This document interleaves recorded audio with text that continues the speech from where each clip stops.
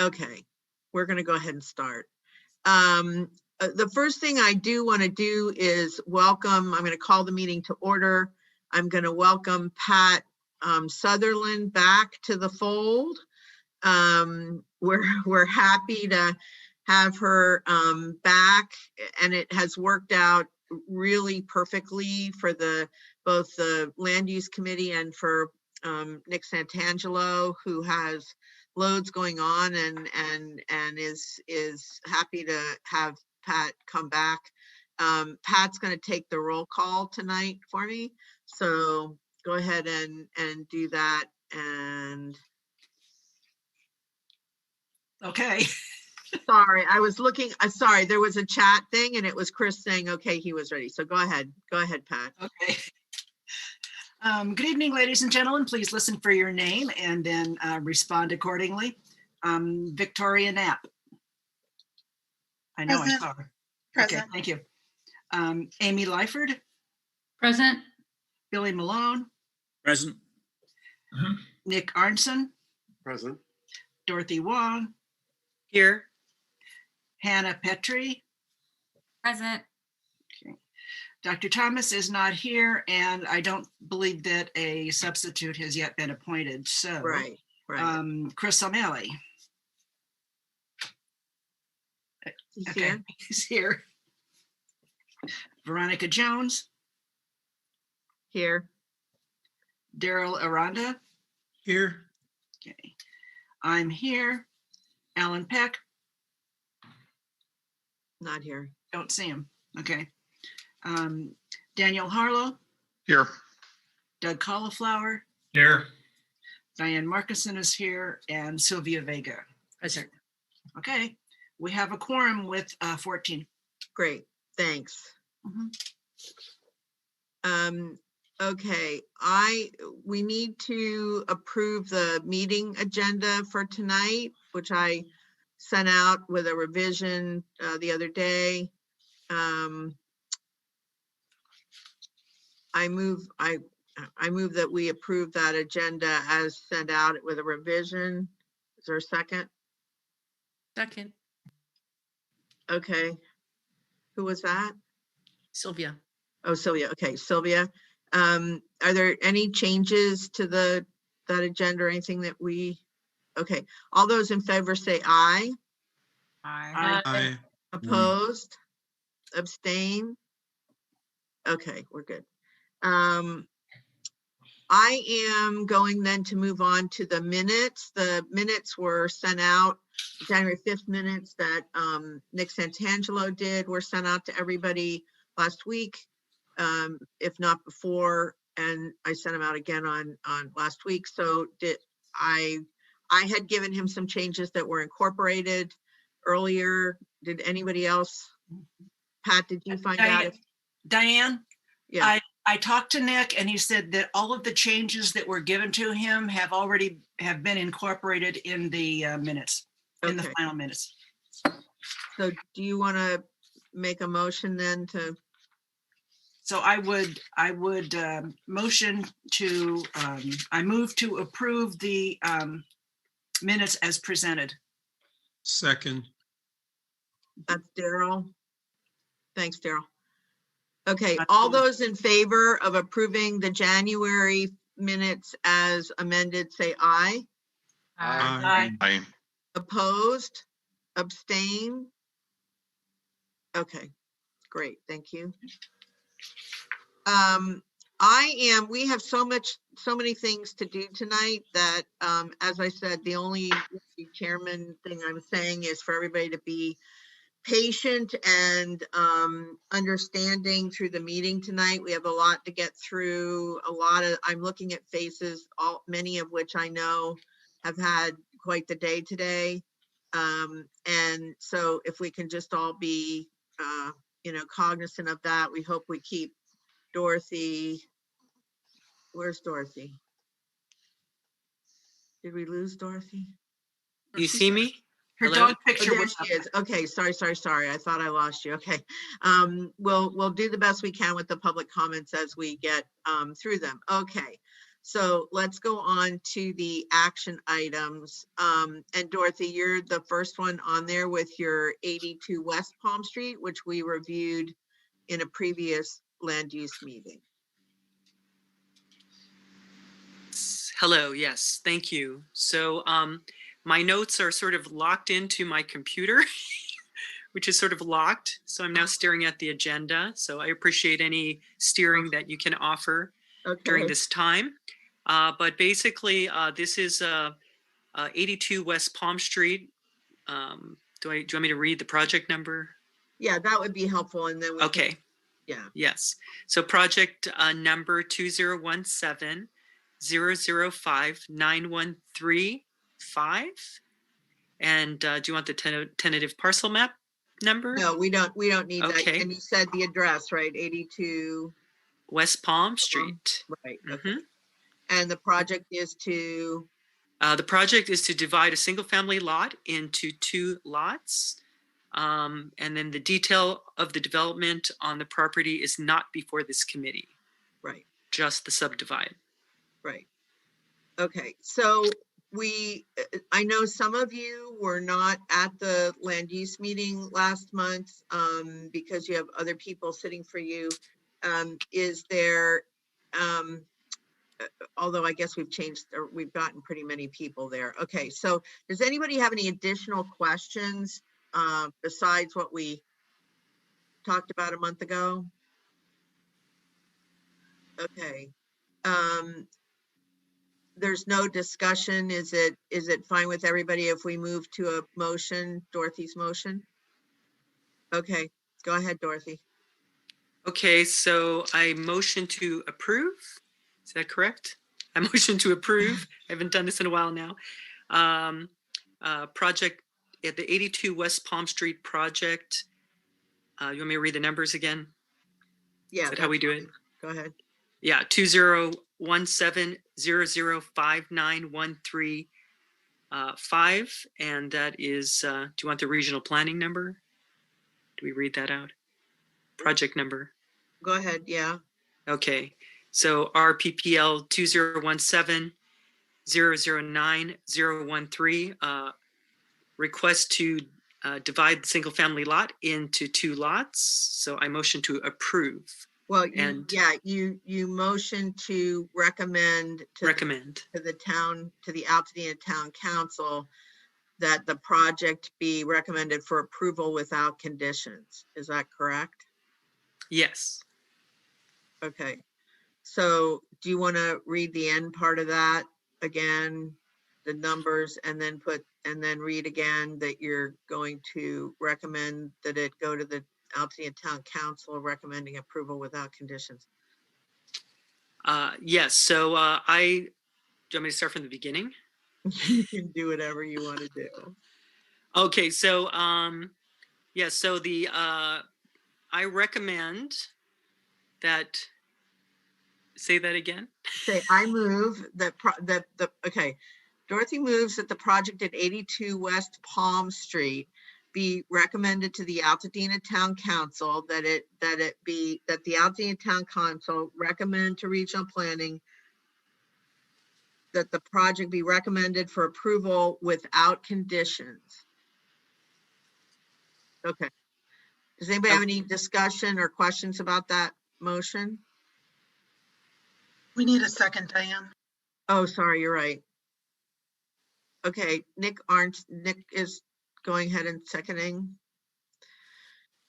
Okay, does anybody have any questions or concerns or discussion about this? Okay, all those in favor of recommending to the Altadena Town Council that the project at 82 West Palm Street be recommended for approval without conditions, say aye. Aye. Opposed? Abstain? Okay, thank you very much, Dorothy. Thank you. And please let them know that it will go to Town Council in 2 weeks. Okay?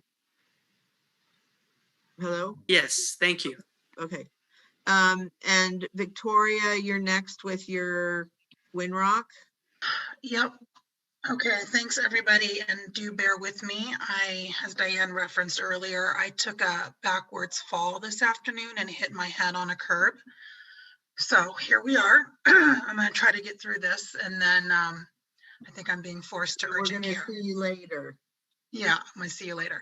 All Okay, right. we, earlier, I sent out information to the Land Use Committee meeting in update to the project at 2757 Winrock, which is minor conditional use permit number RPPL2020005646. This minor CUP is being applied for because an existing addition to this home was unpermitted, and the homeowner is going through upgrades to the home themselves now. And the previously unpermitted addition does not meet the Altadena residential CSD's minimum 25 feet setback in the rear. So attached to the information I sent today included letters of support from both the next door neighbors and the across the street neighbors. This property backs up to a wash, so there are no behind the property neighbors, and we received no letters of opposition from any of the neighbors. So with that, and I know we can go to discussion after this, the homeowner is on the call, but I move that with regard to the minor conditional use permit number RPPL2020005646, 2757 Winrock in Altadena, that the Altadena Town Council Land Use Committee recommend approval of the minor CUP to the Altadena Town Council without conditions. And I will Okay. need a second. Yeah, do we have a second? Second. That was Amy. Yep. Okay, Amy seconded. Is there any discussion? Are there any additional questions for the project? I know Victoria sent everything out. There is no opposition to the project. It's a retroactive CUP. Okay. All those in favor of approving, sending the project to the Altadena Town Council recommending approval without conditions, say aye. Aye. Opposed? Abstain? Yes. Oh, Pat's abstaining. Okay. Okay, that's great. Thanks very much. Victoria, go to the hospital. Okay, and then Carrie, we will see you on Tuesday, the 16th at the Altadena Town Council meeting, also 7 p.m. I will send the Zoom link. Okay, Bye, thank everyone. you. Feel Bye. better. Thank you. You're All welcome. right. Victoria, go to urgent care. All right. We're going to move on to the presentation, and we have Mr. Wu here. This is a project that Sorry, Madam Chair. Diane, we forgot Calaveras. You're missing 6.3. Oh my 6.3. Okay, see, I told you. I'm so worried about Victoria leaving. Sorry, it was about me saying, okay, sorry, 408 West Calaveras, Chris. Sorry. All right, I'm bringing the matter of 408 West Calaveras Street, project number PRJ 2020-001673-5. It's a minor CUP for a side yard setback. Mr. Todd Hodge would like to build a family room behind his attached garage, and he would like permission to allow him to construct along the original plane of the house, which is a 5-foot setback in contradiction of the CSD's 11-foot 4-inch requirement. I move the Land Use Committee recommend approval of the conditional use permit PRJ 2020-001673-5 for 408 West Calaveras Street to the Altadena Town Council for approval without conditions. So I have a question about this. When was this presented? We have not seen it before, Daniel, So why are we voting on it? because we would like to see if we can, this is a project that got held up due to COVID in a bunch of different places, and we were looking to see, it's a relatively simple, Chris has talked to the neighbors, and it's a relatively simple project that we wanted to see if we could go ahead and, So what are we seeing? I'm not seeing a map. I'm not seeing a I'm sorry, diagram. I did send out an email. Did you not get it? I searched all my email. This is the first time other than on this. Fair enough. I looked again. I don't see anything on this project. If the chair will allow me to share my screen, I'd be happy to share. yeah, Yeah, do I sure. have to do something for Can I you or? share? Oh, no, I can share right here. Okay. Yeah, Give me just a second.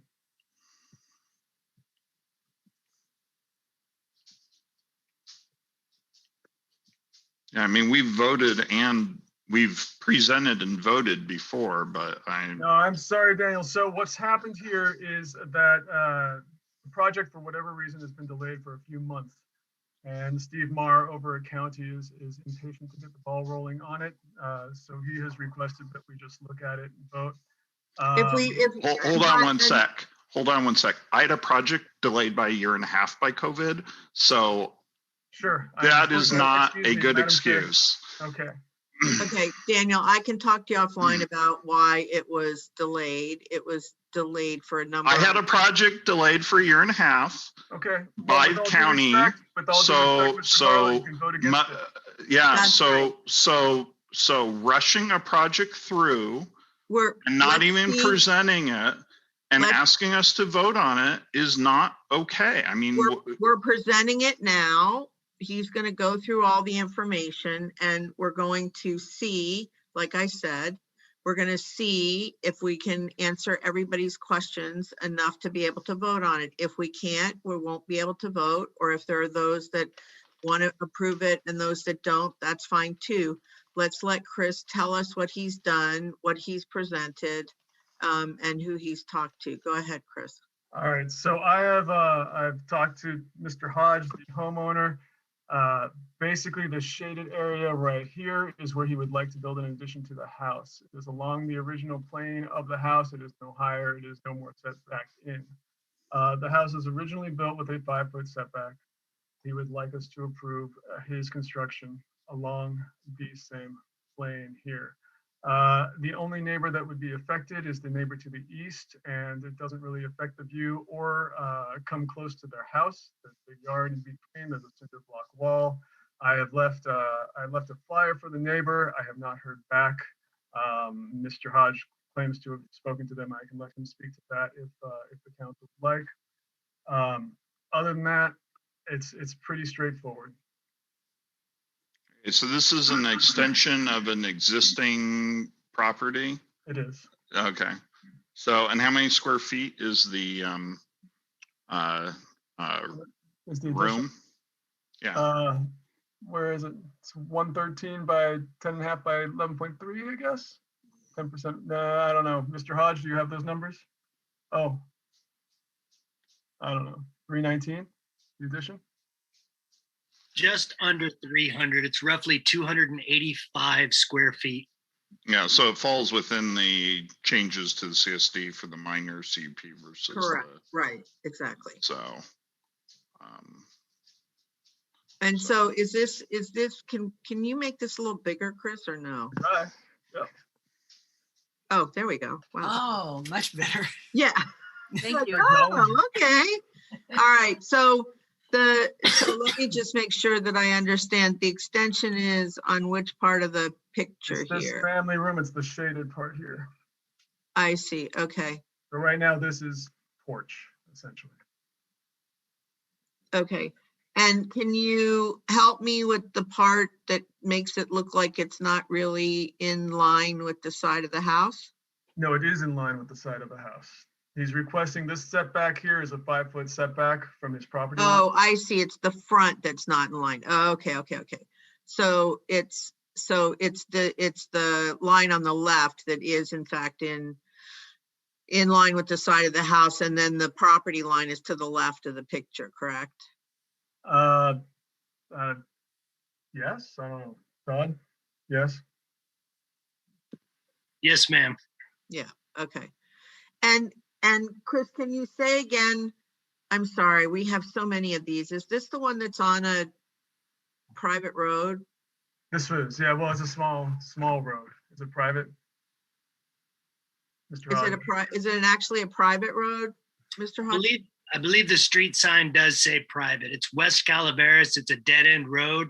We're the Okay. last house on a cul-de-sac. Yeah, I Okay.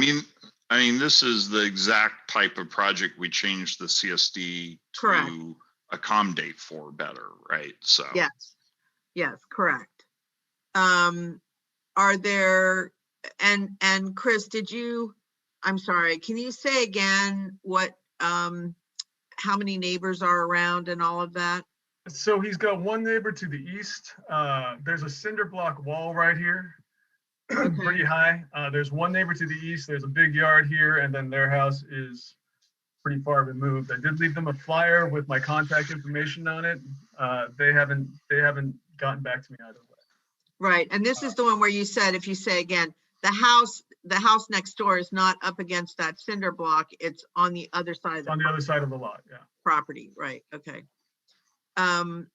Does anybody have any other questions? Daniel, do you have any other questions? No, I think we can vote on this. As I said, that's not the problem. It's like, we gotta see what we're voting on though, guys. I understand that. So- If I may say so, I'm sorry, Madam Chair. If I may say so, Daniel, I'm very sorry that you did not get that Yeah. that email. I'm gonna double check my list there and make sure that doesn't happen again.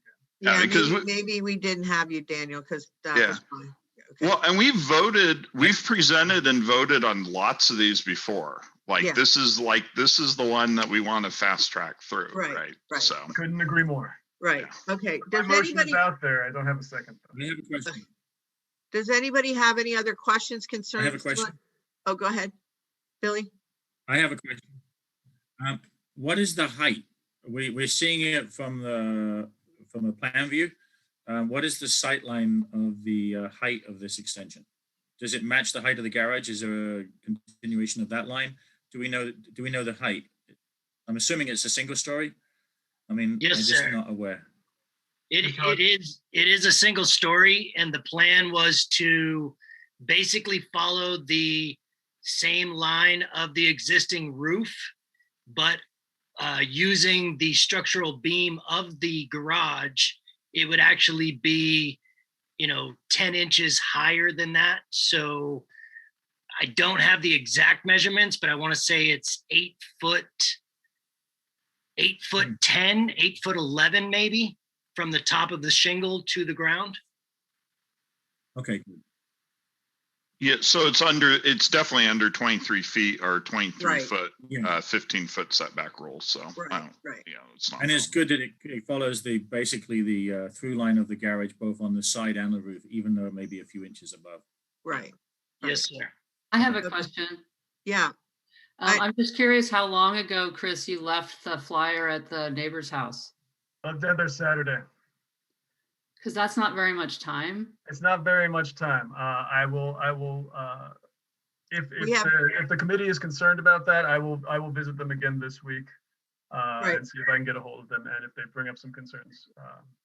And we can, Amy, we have had a situation where we have voted on things at land use. We have 2 weeks in between, and we can update information and do that in between before we do the official vote.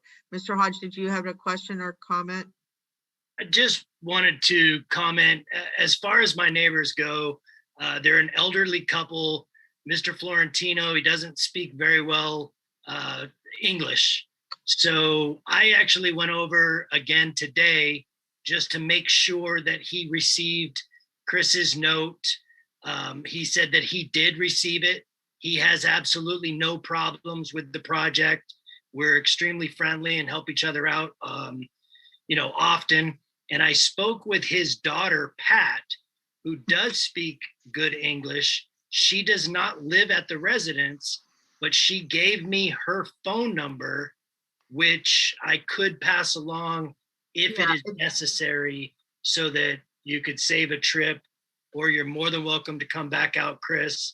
And, you know, we can try and catch them while they are at home.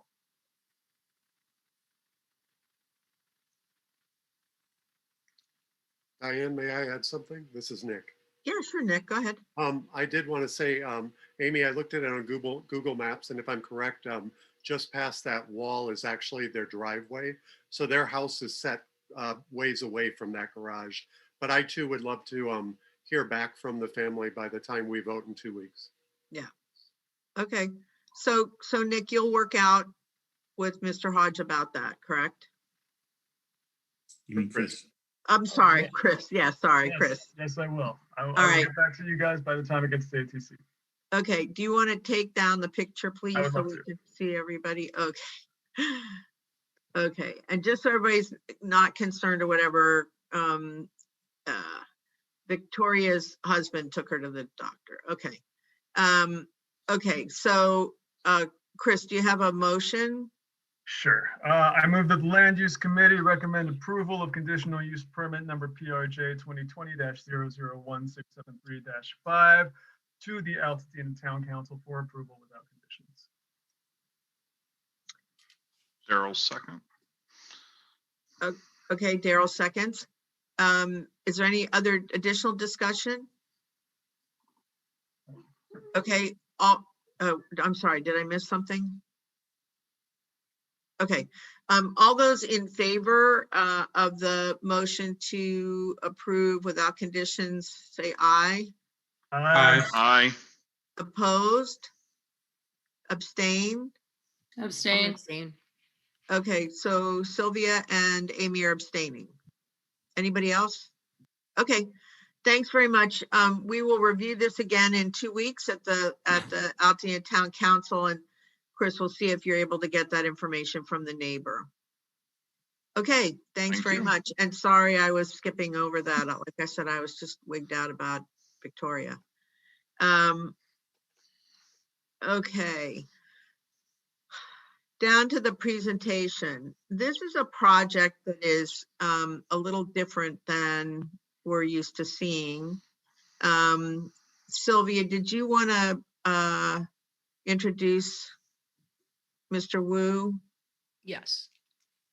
This evening we have Joseph Wu, who's going to be speaking on behalf of the applicant. This CUP is for a permit to allow the conversion of an existing single-family residence into a meditation and learning center for Buddhism. So we'll have more information. We do have public comment, which I will read into the record, but I'd like to introduce Mr. Wu, who will make his presentation, and then we can learn more afterwards. Mr. Wu?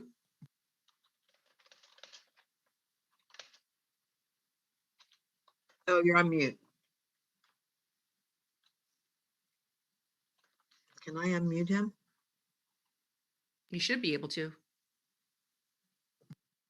I'm getting a hand, not a. Okay, sir, you're on mute. We need you to unmute. Oh, there you go. Okay. Hi, can you hear me? Yes, we can now. Okay. Yes. Okay, sorry about that. Yes, my name is Joseph, and good evening, everyone. I am helping a Buddhist nun to. Sorry about this. I'm helping a Buddhist nun to I guess to convert a single family house to a like a small Buddhist learning center or / temple, and she basically is teaching people to meditate and also teach people how to control their emotion through counseling and to understand some basic Buddhism principle. And normally, and this is kind of like a private. This is like a private invitation because house is tucked way inside the residential area. It's not like facing a big street, and so usually there's not many people going there. And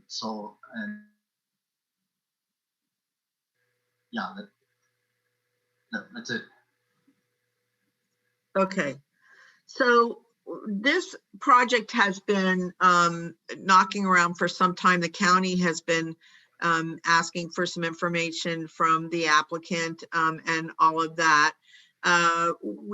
Sylvia went around and delivered flyers, but in the meantime, the neighbors, so, okay, I sent out, I know Daniel last minute, I sent out some information about the project. This street, it comes off of Altadena Drive, starts out going east off of Altadena Drive around the Jewish temple that's over here on Altadena Drive, and does a sort of jig-a-jog, but it is a dead end. This street is a dead end. And the people that live on this, well, it's a public road, the people that live on this street are all sort of know each other, and it's a little sort of an enclave. So what happened when they heard about this project is that they put together a petition. They are not in favor of the project, FYI. And so Sylvia, you have that petition to read. So what we're going to do is we're going to read what we have from the neighbors. I'm going to let you know what some of the discussions have been with the county. This is a presentation only, so please feel free to ask your questions after we do get this information out, and then we'll see what else we need to do for the next time. Go ahead, Sylvia. Okay, this is a petition against a conditional use permit. We, the neighborhood known as the McGuire community, have all spoken with each other and have corroborated below a list of concerns in regards to the allowance of the single unit residence. Conditional use permit for a meditation and learning center for up to 12 people. Our first and foremost concern is the property in question is part of the McGuire community, which consists of 2 double unit residences and 10 single unit residences, 12 in total. We act and live as a neighborhood, connecting and meeting each other in the common drives of our private street. The McGuire community is a residential neighborhood, not a business district. The children of our community use our private drive as their playground. On any given day, it is not unusual to see them on their bicycle, tricycle, skateboard, or playing basketball and volleyball on the drive. We, the residents, all feel that this is the safest place for them and close to their homes and families, as well as familiar neighbors, and have taken personal measures and steps for their safety. By allowing the center and 12 extra vehicles to freely move around McGuire Drive will increase the traffic twofold, and these individuals visiting the center may not be aware of this private drive and that our children play here freely. Additionally, traffic will also increase the noise of our quiet, peaceful drive. Secondly, our concern is that this property is located on a private, not owned by the County of Los Angeles drive/street, and that the County of Los Angeles has no responsibility for the maintenance of the roadway. The County of Los Angeles requires that we, the property owners, maintain and repair personally, maintain McGuire Drive, and LA County has no jurisdiction as to the usage of the drive. This was given to the discretion of the property owners. The drive is a no exit path, providing access or 13 single unit homes, of which 2637 McGuire Drive, the property in question, is part of. Will the conditional use permit also include added costs to their portion of maintenance? It should also be noted that the drive is at its widest is only 28 feet across. The priority of the roadway is for the property owners to park across from the residents, or they do not have adequate parking on their respective property. The use of these additional space for residents is used throughout the day, and we should not be inconvenienced by the applicant center users. The individuals parking to attend the center have designated space. Has anyone measured this? It truly does not meet the county standards for parking, and there is no allowance for ADA parking. If the guests park on the drive along the side of the roadway where residents currently park, and the only availability place for them to park, raises a question of who will be responsible for the signage and enforcement of the parking. Thirdly, a meditation and learning center for 12 people does not adequately explain the hours or days of operation? Will these individuals coming to the center be daily, weekly? What is the duration of their visit? In addition, what types of meditation practices, smells, noises, etc. will be part of the operation of business? All this affects how our neighborhood functions, our children's play area and time, and our own needs for parking and personal usage. Fourthly, we have great concerns as to the conditional use and zoning exception. Is there an expiration date? Does the variance transfer to a new property owner?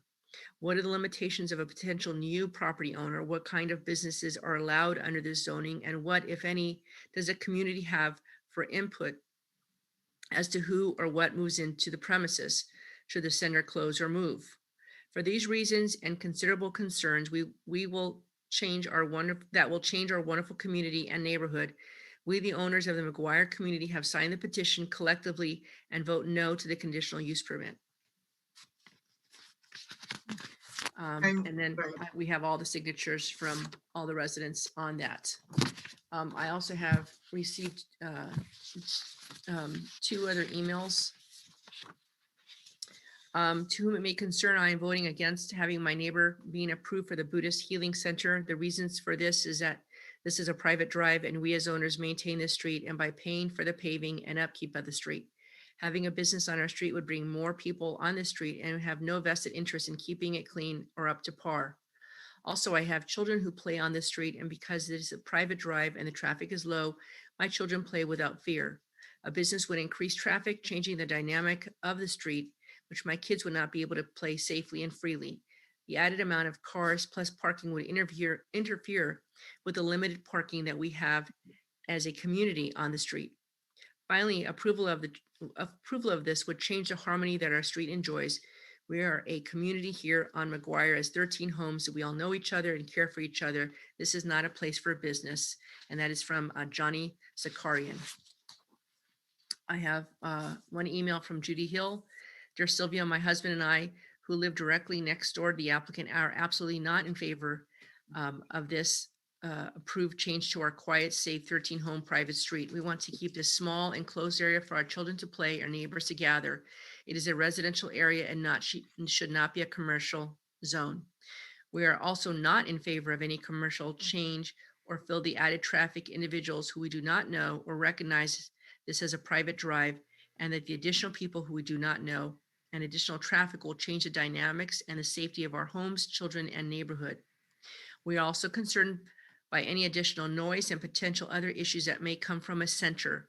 And it should be noted that we, a neighborhood, and in charge of policing and protecting and maintaining this private drive, dead end road, and its residents. There is no additional parking for the individuals of a proposed center, and she has only the availability for 3 cars in her drive. All the side road parking is being used by residents who need extra space for their additional cars and visitors. We should not have to be inconvenienced by commercial property and extra cars and people who we do not know. There is no handicap area to park, which I believe is required for commercial properties, and are concerned that any rezoning spaces for this falls on us, the residents, who will not support additional costs for the center. Plus, if she moves, any commercial building can then come in. This is simply unacceptable to our property values and our small community. We are all on septic system, including the proposed property, and not sure how the extra people and usage will affect our neighborhood. We are all in agreement and have signed and submitted a petition to block this proposed change. Please do not grant this petition and allow us in this private street to maintain a small connected neighborhood to our families. Thank you, Judy Hill. Is that all of them? The emails? Okay. So as you can see, we have folks in the neighborhood that are very concerned about the project. I will tell you that from a septic tank perspective, we have talked to the county about that. They have said that basically the applicant will have to prove that they have a sufficient septic tank to handle the new traffic, or the new number of people that are going to be in the house. They've said that if let me just as an aside, if we were to recommend approval of the project with conditions, we can put that down as one of our conditions, although it would be, theoretically, it would be taken care of by building and safety early on in the project. But the other thing is that regional, hang on, I gotta change to my screen to this other email. Regional planning is recommending a modifying condition to the project that says, and I quote, "A minimum of 3 parking spaces for all guests shall be provided on site. No more than 3 vehicles shall be allowed to visit the meditation center at any given time." That would be the condition that would be added. And Carl says the goal is to limit the number of vehicles and visitors to no more than what a single family residence would usually have. Secondly, another consideration to keep in mind is a federal law called, I don't know how you say this, but RLUIPA, which specifically protects religious land uses such as these. And they give us a link if anybody's interested. I can get that to them to look at. So from a car traffic perspective, that's a condition that regional planning would put on the project. I don't know if anybody has any other questions. That now would be the time to do that. Mr. Wu is here and can go ahead, Amy. Mr. Wu, I was wondering, now that we've heard that there could be only 3 cars at the site, is that something that's feasible for the number of people that the owners envision having at the center? And where would those parking spots be? Just along the street? No, in the driveway, on site. It says on site. Okay. Yeah. But would that work for them? Yeah. So how? The Buddhist nun told me, I'm sorry. Go ahead. Yeah, sorry, my internet connection is kind of unstable. Actually, the Buddhist nun is not expecting that many people. This number of 11 or 12 people, it's due to the regional county. When they do the area count, and they say with this area, you will need 11 or 12 people. Actually, she told me all she expecting at most is 4 or 5 people. I'm sorry. Did you hear me? Yes. Daniel, did you have I was going to suggest he turns off his video so that maybe his audio works a little bit better. So. Oh, okay. Because it's very choppy. So. Yeah, it is that. Are there any other questions? This is not to rezone this as a commercial. It's my understanding. The project is not to actually physically rezone the property as commercial, just so everybody's clear. It's to have a business running out of a home, basically. Daniel, we've been sort of talking offline, and one of the things that we did when we did the CSD, the new CSD, which Daniel was quite involved with, was that the town, unincorporated LA County, Altadena, wanted to allow some additional kinds of businesses to be done out of homes. So I don't know, Daniel, if this is one of the ones that we listed, but it's the requirements are just that it's not noisy and all of that. So like I said, we have more work to do. Yeah, Nick, go ahead. Oh, this is more of a question probably to Diane and Daniel and any committee members who might be able to give me some guidance on this. Is it possible to prohibit them from, besides those 3 spaces, make sure that no one parks on that street? It's only 5 houses in from Altadena Drive I see on the map. Right. So is it possible to, is there a way to, can that happen? Well, that's what that condition basically is. What Carl Nadella, by the way, is the planner. Remember, you hear me talking about planners all the time. He's the planner on this project. Of course, now I closed the one. Hang on. I closed the email like an idiot. And so what, basically, let me read it again so everybody's clear. It says a minimum of 3 parking spaces for all guests, right? They can only have 3, shall be provided on site, which means that all those 3 parking places for all of the guests are provided on site, which means in the driveway. No more than 3 vehicles shall be allowed to visit the meditation center at any given time. So theoretically, Nick, that's what this does, right? It makes them not be able to park on the street. That makes sense. I was looking at the map and realized all they have to do is park over on Garfias or Altadena Drive, and they can have their 10 or 12 people. Yeah, that's something actually I have a question into Carl about, because remember in his email, which I'll send out to everybody, in his email, he said that the point is to make it not any more traffic than a regular single family dwelling, right? So I don't know.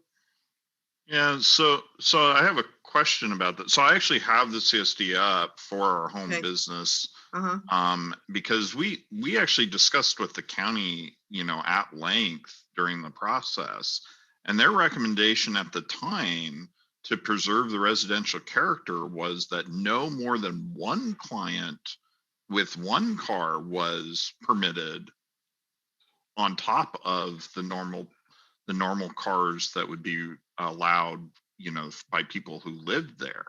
And so I'm interested to hear that now they're recommending 3. Well, that definitely is not the guidance we got when we were doing the CSD in terms of maintaining residential character for home businesses. Yeah, I guess I have a question for Mr. Wu. Will there be people living at this home, like just living there, plus you'll have people coming in? Actually, just one Buddhist nun, she lives in there, let's say, and she doesn't even have a car. Okay, so Daniel, did we end up putting that in the CSD, or was that? Yeah, so we have a couple things to give us some guidance here. So the first item, which is on page 22 of the CSD, is no more than maximum 2 home-based occupations. That doesn't really apply here. Right. The next is the number of employees. So in the CSD, we have no more than 2 people not residing on the property may be employed for pay or volunteer work as property as part of the home-based occupation for a maximum of 2 non-resident employees on the property. So that would be my first question. So other than the Buddhist monk that already lives there, will there be other employees that are expected to come in above and beyond the 2 that are granted from our CSD, right? And then we also have the, no more than 1 client or 1 client vehicle per hour per property shall be permitted. That's in our CSD. And then the rest apply to a bunch of other items around sewing and other jobs that aren't applicable here. And then we do have some around bed and breakfast. And so I just wanted to confirm none of the people who are coming for study are actually planning on staying overnight or anything at this facility. Because if that was the case, it would definitely slant it more towards the bed and breakfast rules, right? Right. So Mr. Wu, will any of the people be residing there overnight? No, just only the Buddhist nun live in there. No one will. Okay. And Daniel, yeah. I'm sorry. Go ahead. Go ahead, Mr. Wu. Oh no, I'm just saying there's only 1 bedroom. So because originally it's a 3-bedroom house, like a small meditation room, like a worship room. So technically that resident right now just 1 bedroom right now. So no. Okay. So Daniel, what we need to do then is go back to Carl and talk with him about the CSD, for businesses being in homes. Which we can do. Yeah, I mean, they're definitely coming back with conflicting things today than what they told us a couple of years prior during the CSD process. I mean, this almost needs a hybrid of the standard home business plus the bed and breakfast, because there were items in there about, you know, the bed and breakfast requiring that one person did live on site, so that there was somebody who was responsible and that they weren't an absentee owner, and that, you know, it had rules in about on-site parking that had to be off street, etc. But yeah, I mean, this is a complex. Well, and so let me just say to everybody as sort of a land use 101 item. So the difference between, yes, we need to have a presentation and maybe even more than one presentation is when we get a complicated project like this, where we really do need to dig into it and make sure that we're representing and understand everything that has to do with the project. The county will, and you can see, is trying to do what they can to mitigate the impact to the neighborhood. But we also need to make sure that we're, you know, in contact with, Carl may not know about those pieces of the CSD. So, you know, Sylvia and I will get back to him on that and see what he can help us with and get that out to everybody. Darrell, did you have a question? Darrell, your hand is up. Yeah, I had a question that it seems that the neighborhood is really concerned about parking and access.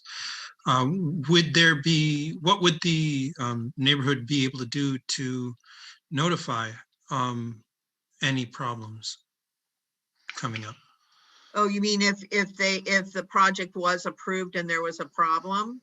Yeah, and they go and they're saying, hey, we're seeing that there's this, not that there would be, but if that would ease their people's minds, that we could say, you know, go down the street to everybody there, says, well, if there is an issue, this is who you would contact. Yeah, so I'm going to be perfectly honest with you. So the answer to that is yes, that once there is a CUP, and, you know, we've had projects, businesses and homes and things with CUPs that have been in violation of those CUPs, then the answer to that is to call code enforcement, and code enforcement comes out and acts, you know, notifies the homeowner or the business or whatever that they need to correct the problem. One of the challenges with a project like this is that if people are, the code enforcement people do not come out like the sheriff station does, you know, they don't come out immediately. So they have to be able to see that there's a problem. Yeah. So there's, but that is, if, you know, if they say, if we say to, let's just say, if we say to code enforcement, you know, on Monday, every Monday at noon, they have a service and a whole bunch of cars show up, then we can notify code enforcement, and then code enforcement will come out at that time. You know, we can plan ahead and have them count that time. So the point of a CUP is to put conditions on a project that they have to be adhered to, and if they're not, then the project, the people get fined or whatever all else can happen to them. Does that answer that question? Yeah, but to help, my question being to help ease the minds of those residents, that we just say, you know, we can make like a little flyer explaining what they could do to, just in case they notice this stuff is going on. Because we've been dealing with code enforcement, and it takes them, the quickest response is 45 minutes to an hour for them to show up. Code enforcement? Code enforcement can come days later. Yeah, well, I said the quickest that I've heard of was 45 minutes to an hour. Yeah, so I think to answer your question, if in fact the project was approved with conditions that said, you know, you can't park on the street, you can only have 3 cars and all of that, then yes, there's nothing that says, it's such a tightly knit community there that I'm sure they all would know. We could give them the number for code enforcement, but I'm sure they all would communicate with each other to know when to notify them. But that's the purpose of a CUP. If in fact it were to get approved with conditions that said you can't park on the street and you can only have 3 cars there and all of that. So the answer to your question is yes, Darrell. Yeah. Does anybody? Well then, yeah, let's roll with that sort of idea. Yeah. So, but we have some other questions we need to ask regional planning. So does anybody else have any other questions? Yes, Chris. You're on mute. Oh. Yeah, I'll try to make it quick. Number one is for you, Diane. If we do recommend approval of the CUP and they get it, when they're gone, that stays with the building, right? Yes. Yes. Yes. Now, if it stays with the building, does it have to be a Buddhist meditation center? No. No. Okay, so it could be like a hair salon or well, a gambling house. I don't know. Go ahead, Daniel. Oh, so it'd have to be another prayer thing, but it could be it would have to fall within the CUP, but it could be a Christian one, could be another Buddhist one, could be Islamic one. Doesn't matter, but it would have to fall within the CUP. Yeah, you can't just switch it up and make it a bar. Yeah, exactly. Yes, thank goodness, because you do end up praying there. That's right. Okay. And then my second one is for Mr. Wu. I apologize if somebody asked you while I was gone. But one of the neighbors' concerns was about noise and smells, and I know there are certain types of Buddhism that tend to do some chanting and incense, and I was wondering if that's the kind of Buddhism that you'll practice here, or what? About it's all silent, but pretty silent. They're all contained within the her living room. Okay, so it's like silent meditation. Yeah, silent. Okay, thank you. Oh, yeah. Okay, Daniel, go ahead, and then Amy, you're next. Can you ask the county what their concerns are in regards to the federal law? Because I just reviewed the flyer on it and it seems applicable for commercial properties, but not residential. Is that the thing I read to you? Yeah, the one that you had problems pronouncing. So I'm just curious. So if you could ask them as part of going back on the other items. So my question is more about, there seems to be a discrepancy between the proposal or the documents that say there would be up to 12 people there. And then Mr. Wu was saying that probably there would only be 4 or 5 people there. I think we need to figure that out. If there's going to be up to 12 regularly or 4 or 5, that's a really big difference. That's double the amount of people. Yeah. So I feel like that should be clarified before we, by the next time we see the presentation. Yes, and we actually have a question in to Carl that he has not answered that piece yet. I don't think I think the reason he hasn't answered me is that he's thinking about it because as I said, his additional condition that he wants to put in that specifically says to make it so that there aren't any more than a single family residence would have, 12 would exceed that. So there's a difference between what they're asking for and what the county is thinking. So what we can do is, let's just say, I'm making this up, but let's just say that Carl comes back and says, okay, we're gonna have no more than 3 cars and no more than 6 people. I'm making that up, right? 6 people, 2 people in a car could be there at a time. Then what we can do is, if that's their assumption and that's their decision, we'll make sure that they put something in their conditions, but we'll also put something in ours if the project were to be approved. Remember, we haven't gotten that far yet. Does that make sense, Amy? Does that help? Yeah, I mean, I would say that a single family isn't necessarily only going to be 5 people. I'm just saying some families are large. Yep. I grew up with a family that had 13 children in a 3-bedroom house. So, I mean, they were spread out, but I feel like that designation is not as accurate as stating the actual number of people. Yeah, no, he's not, don't worry. Okay. It's more exact than that in the end. So yeah, he was just using that as to say to us, look, this is what I'm trying to work towards. So, okay. Anybody else have any other questions? Sylvia? You know, I had heard Daniel ask Mr. Wu, how many employees will be working at the center? Actually, there's no employee, just that Buddhist nun by herself. The Buddhist nun. Yeah. Just the Buddhist nun will be there. I might there. Sometime I'm there to bring some grocery to her or something, and that's it. And right now, pretty much there's no. It's just by herself usually. Okay. Dorothy, did you have a question? No. Okay. Did somebody else over on this side of the screen have a question? Okay, go ahead. Yeah, go ahead. Daniel, I know some of the neighbors made comment about parking for handicapped. Can you address any of that regarding this CSD? Well, so home-based businesses technically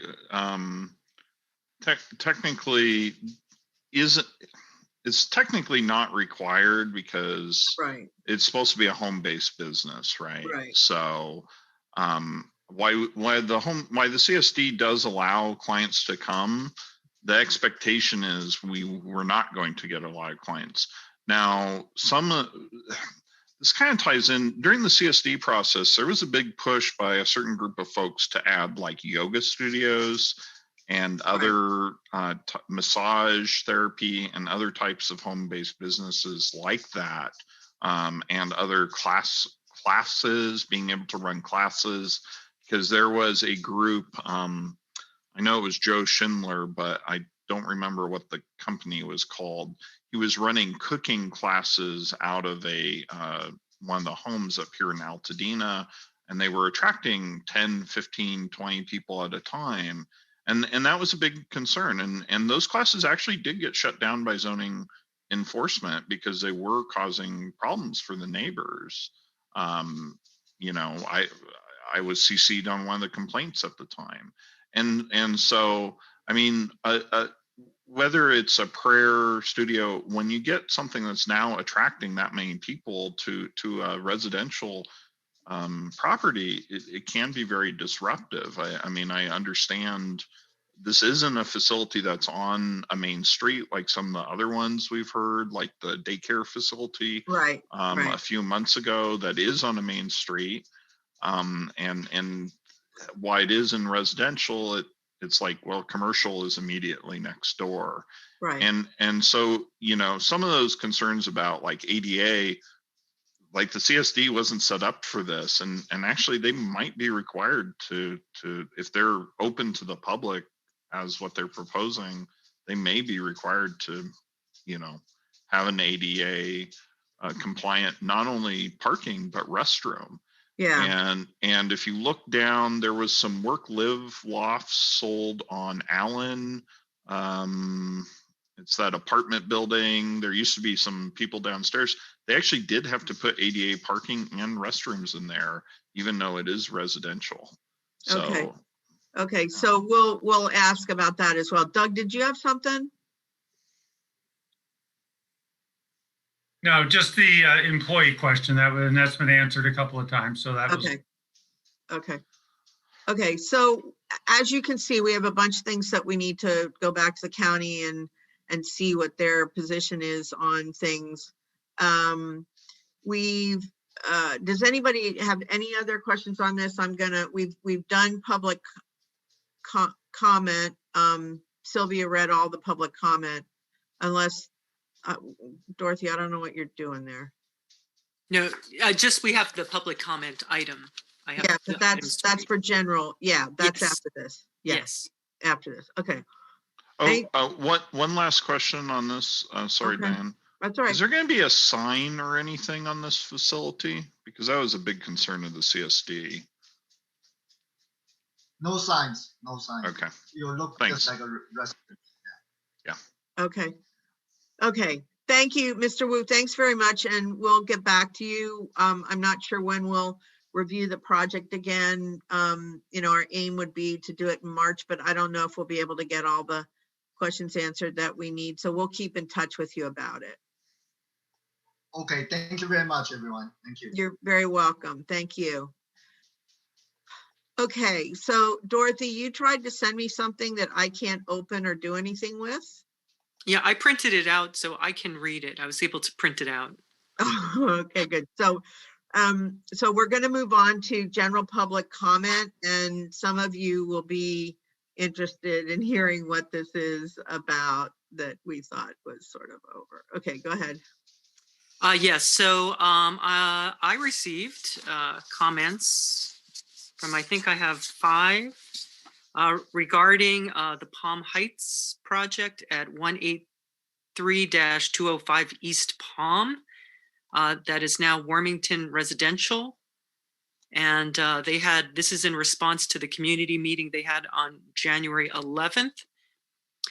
So Rachel Edelson writes, I'm writing to urge you to stop Warmington Residential from cutting down old trees and ignoring the protests of the neighborhoods who have opposed their deforestation for 13 years. If Warmington wants to build, they should do it without destroying old trees. There is no guarantee that the new trees will flourish.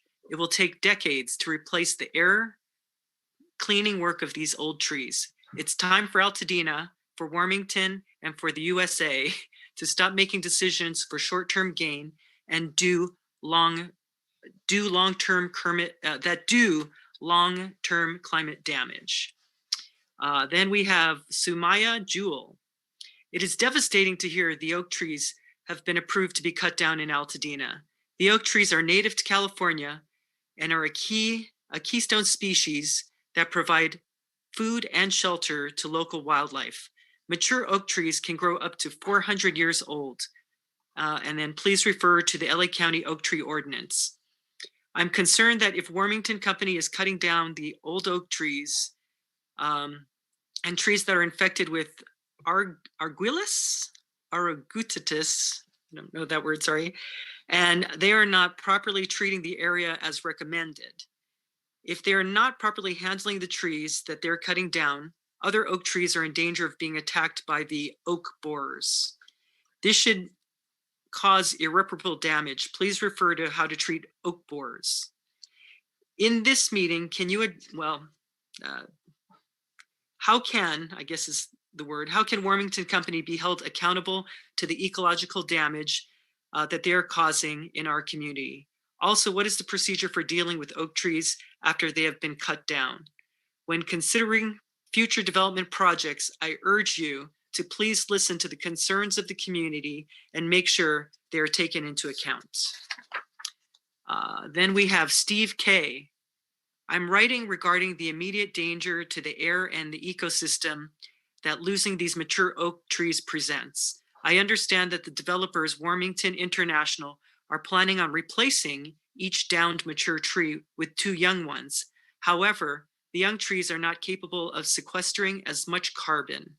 Also, they most likely won't survive our current climate conditions, being that they have not had the chance to mature and adapt. Please realize the extreme present and future importance this holds. Jessica Brock writes, I'm writing today about the desecration of our beautiful older trees in Altadena. Planting 2 young trees for every 1 old tree removed is not a solution. These young trees will not provide the same carbon sequestration as the older ones, and additionally will probably not survive the climate conditions since they aren't being given enough time to adapt. Our beautiful town deserves better than this. My daughters attend Altadena Arts Magnet, and they deserve better too. Please stop this profiteering and move to conserve nature rather than to destroy it. Catherine Trela. I'm writing to voice my concern over the planned removal of 7 protected oak trees and up to 20 other trees on a site being developed by Warmington Residential in Altadena. My son and daughter-in-law live in that neighborhood and are concerned about the detrimental effects of this action will have on overall quality of life in the neighborhood. In other words, health and environmental benefits of keeping the trees in place. Upon hearing their concern, I was reminded of the studies that show the positive effect of keeping mature trees on property values in new housing developments. And then listed University of Washington website. There's a link there, and then follow a number of facts. So while development costs can be greater for lots where trees were conserved, builders can recover extra costs preserving homes through higher sales prices and faster sales for houses on wooded lots. The presence of larger trees in yards and as tree streets can add 3 to 15% to the home value throughout neighborhoods.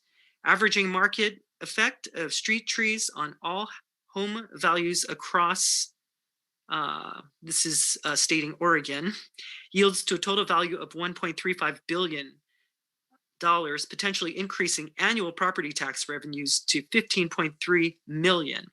A study found 7% of higher rental rates for commercial offices having high quality landscapes. Shoppers claim that they can spend 9 to 12% for goods and services in central business districts having high quality tree canopy. Shoppers indicate that they have traveled greater distance and a longer time to visit a district having high quality trees and spend more time there once they arrive. In conclusion, residents living near this site welcome the possibility of new neighbors that this development will bring. However, they protest the loss of much older, beloved neighbors, i.e. mature protected trees that have inhabited this area for much longer. So that's that. And the last one is Lila Tamburini. I am new to the neighborhood, so I'm just getting involved in the town council. I live on Raymond Avenue, and I'm deeply appalled that Altadena approved the removal of 7 oak trees and countless other trees in the Warmington Properties development. We are in a climate catastrophe, and the loophole of planting 2 trees for every 1 removed is just that, a loophole. The trees that are being removed are an established part of the ecosystem and clean our air and provide much more needed habitat. The other streets with the removal of these trees, massive carbon sequestering trees. I'm sorry, I didn't read that sentence right, but it's, let's see, residents are now going to be exposed to more pollution from Fair Oaks, Palm, and all the other streets with the removal of these massive carbon sequestering trees. The 2 young trees will be planted and have not had the time to adapt to our climate catastrophe, and frankly, most likely will not survive past the 7-year development. The development company agreed to look after them. They're removing years upon years of carbon sequestration. It makes me sick to my stomach knowing how they have made our air quality and all the more terrible. It makes me sick knowing that these plans were approved. I am angry that democracy did not work. I am angry that this project was allowed to move forward without real environmental impact reports. I was told that the neighborhood has been fighting this development for 13 years. What does this say about democracy when a group of people come together to say no and are not listened to? It shows me that money rules, capitalism rules. I have no problem with the simple homes being built. I have a problem with the desecration of our very fragile ecosystem. Shame on those who push this through. Shame. That concludes the comments. Okay, thank you. So we don't ordinarily respond to public comment, and so I'm not going to actually respond to public comment. If you have any questions about if you are new to the Altadena Town Council and have questions about the history of the development, Billy has everything in his brain that we could possibly have. I can probably help too. But I did want to make one comment, not in response to this, but just as a bit of information because we have so many new people on the land use committee. Altadena is not, we're not a thing. We're a part of unincorporated LA county. We have a name, but that's about it. Altadena did not approve the removal of oak trees, nor does the Altadena Town Council or the Land Use Committee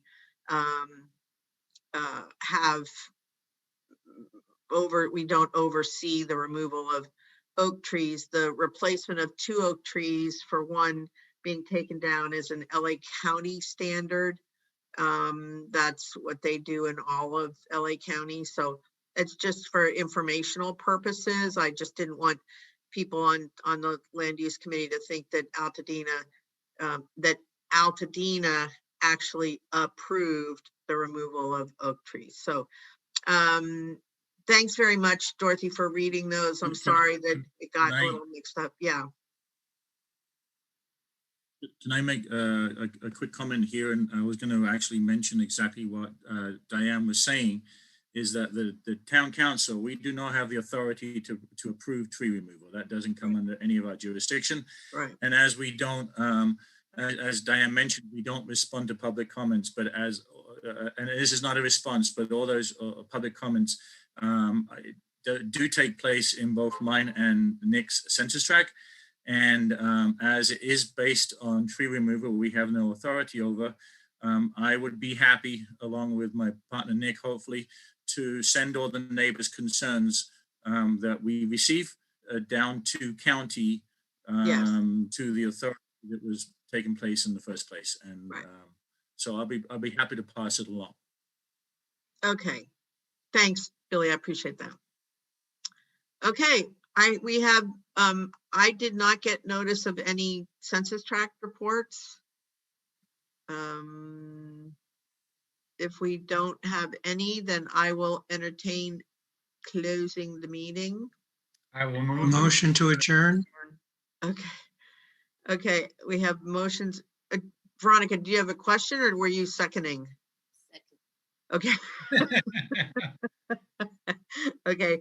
All those in favor? Yes. And thank you everybody for your patience tonight. We had a lot to get through, and I hope, Victoria's okay, and Billy's daughter, and we just have had loads of stuff today. So tomorrow will be a better day. Thank you, one and all. And let me know if you have any questions going forward. Goodbye. Thank you.